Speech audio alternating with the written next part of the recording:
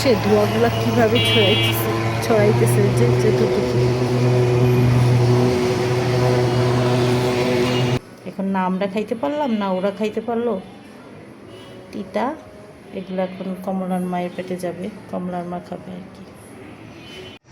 সকাল সকাল সব কাজ শুরু করার আগেই কাঁঠালের বিচিগুলোকে ভেজে নিচ্ছি, কারণ কমলার মা চলে আসবে।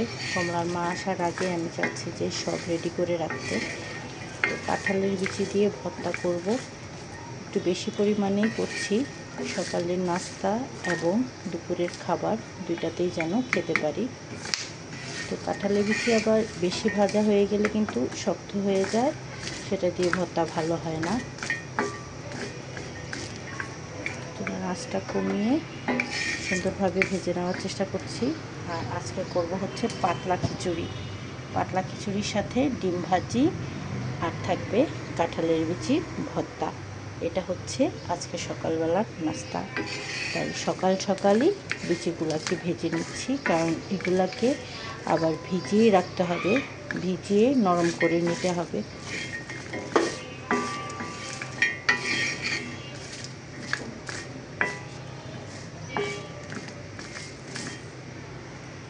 চাল ডাল দুই রকমের ডাল দিয়েছি, মসুর ডাল আর মুগ ডাল। চাল ডাল যখন ভালোভাবে সেদ্ধ হয়ে গেল বা মোটামুটি সেদ্ধ হয়ে গেল আর কি, তখন দিয়ে দিলাম বরবটি আর আলু। এই পাতলা খিচুড়িটা আলু দুইভাবেই দেওয়া যায়, চাইলে ছোটো ছোটো করে টুকরা করেও দেওয়া যায়, আবার এভাবেও দেওয়া যায় আর কি।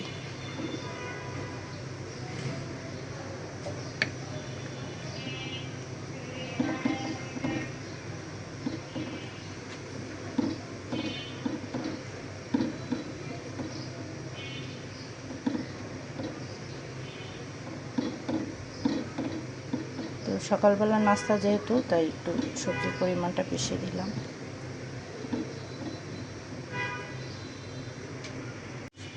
শুকনো মরিচ বেশি করে ভিজিয়ে নিলাম, একটু মরিচের ভর্তাও করব।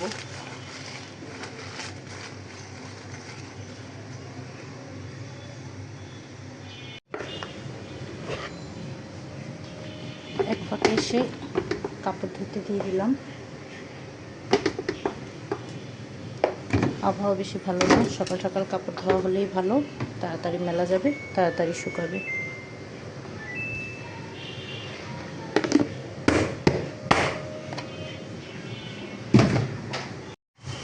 এখানে এই যে ফোড়ন দিচ্ছি খিচুড়ির জন্য। খিচুড়ি হয়ে গিয়েছে, খিচুড়িতে আমি আদা রসুন জিরার গুঁড়া সবই দিয়েছি। এখন একটু ফোড়ন দিয়ে দিচ্ছি পেঁয়াজ আর রসুনের, একটু বাদামি করে ভাজা হলেই দিয়ে দিচ্ছি। আর এদিকে কমলার মা ভর্তা বাড়ছে।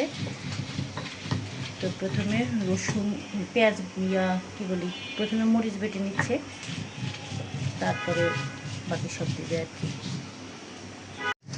প্রথমে রসুন মরিচের ভর্তা বাড়তেছে, তারপরে কাঁঠালের বিচির গুঁড়া বাড়বে আর কি।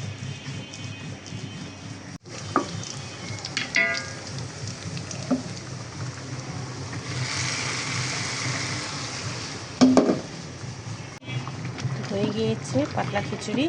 এখন আমি ডিম ভেজে নেব।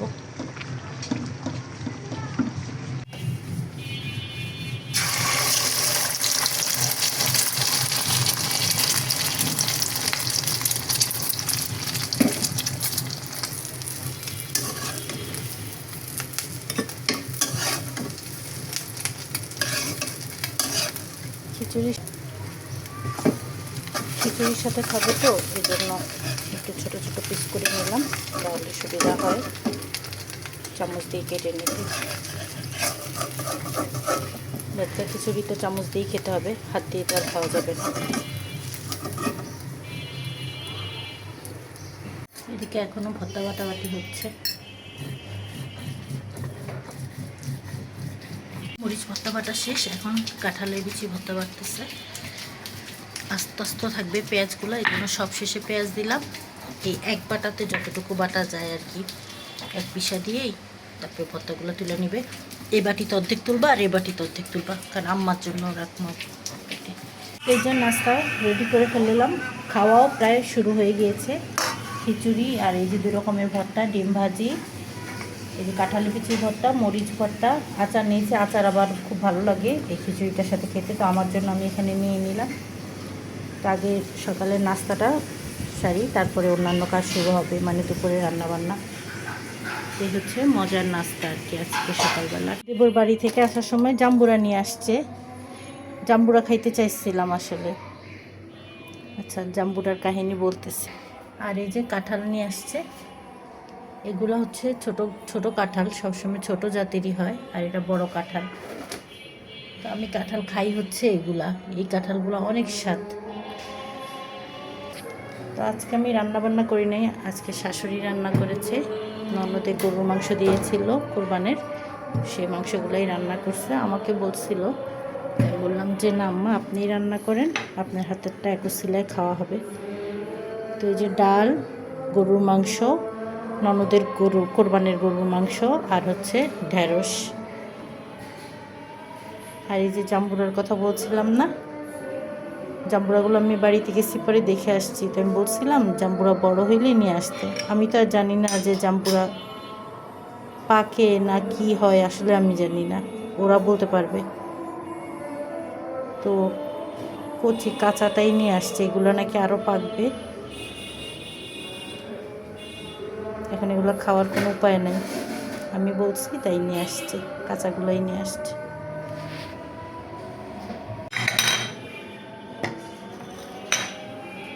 জাম্বুরা নাকি বড় হয়ে বাদামি হয়ে যাবে, তারপরে ভিতরে পাকবে আর কি। এই যে পুরো কচি, বিচিগুলাও কচি। তো আমরা তো আর জানি না। রাতুলের বাবা বলতেছিল আমার শাশুড়িকে কালকে যে রাতুলের আম্মু তো আর চিনে না, বড় হয়েছে ভাবছে বুঝি খাওয়া যাবে, মানা করেন কচি এগুলো কাটার দরকার নেই। কিন্তু বলার আগেই নাকি ওরা কাইটা ফেলছে, যেহেতু আজকে ঢাকায় আসবে এই জন্য আগে আগে কাইটা ফেলছে আর কি। এখন না আমরা খাইতে পারলাম না ওরা খাইতে পারলো, তিতা। এগুলো এখন কমলার মায়ের পেটে যাবে, কমলার মা খাবে আর কি।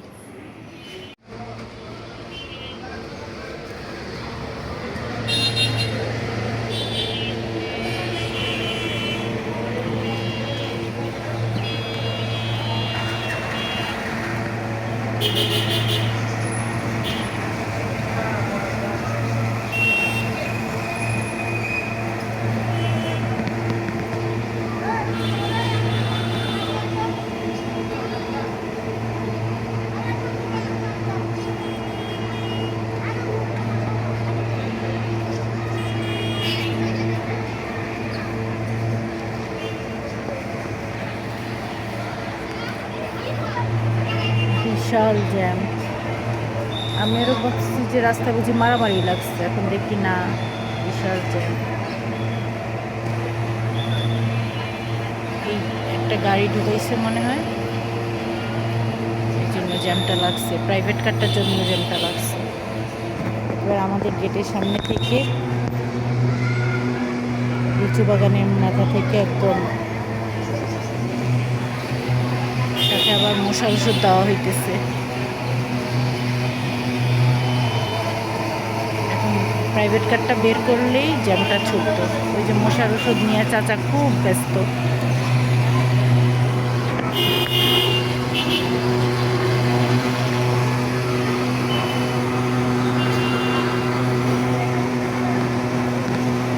দুনিয়া উল্টায় যাবে, আর ওষুধ দিতেই থাকবে।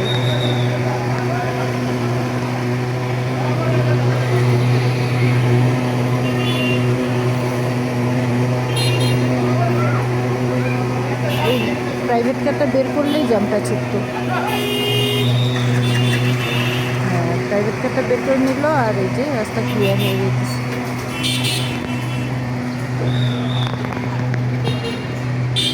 এখন সব দিকের গাড়ি যাইতে পারবে।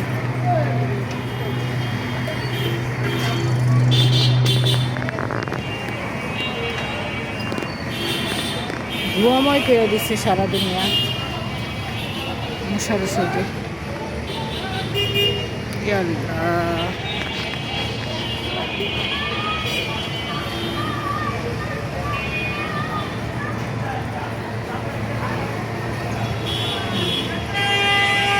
সন্ধ্যায় কয়েকবার লাগেই এরকম জ্যাম। এখন ক্লিয়ার হয়ে গেছে, আবার শোনা যাবে যে মারামারি মারামারি লাগছে, আসলে দেখবো যে এরকম রাস্তায় জ্যাম। আর বাতাসে ধোঁয়াগুলা কীভাবে ছড়াইতেছে যে যেটুকু